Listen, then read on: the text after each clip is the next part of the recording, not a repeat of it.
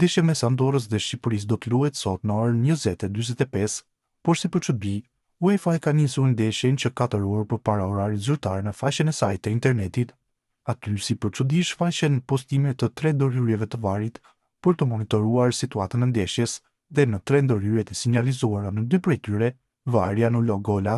Sipas postimit në faqen e ndeshjes nga vetë UEFA, një situatë e pazakonte lidhur padyshim me ndonjë gabim teknik të editorëve të faqes së UEFA-s, të cilët kanë qenë duke testuar sistemin e postimeve për rastet në fjalë gjatë ndeshjes, duke i bërë publike në mënyrë të pandërgjeshme edhe për të gjithë lexuesit e faqes.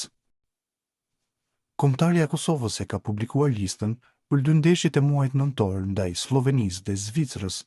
Kapiteni Amir Rahmani është rikthyer pasi mungoi në muajin tetor së bashku me Baton Zabërgjën. Ndërkohë, në listën rezervë kanë rënë Florent Hatërgjonaj e Florian Haxha.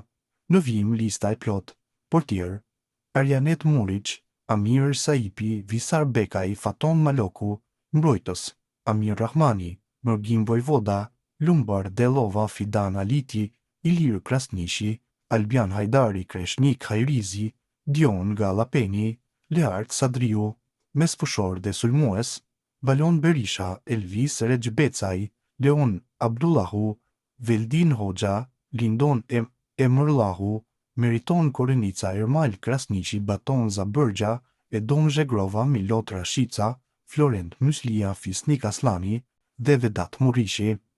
Grumbullimi i Kosovës do të bëhet të hënën më 10 tetor, ndërsa 3 ditë më vonë përballet me Sloveninë në një ndeshje vendimtare për ëndrrën Amerikë 2026 të botrorit.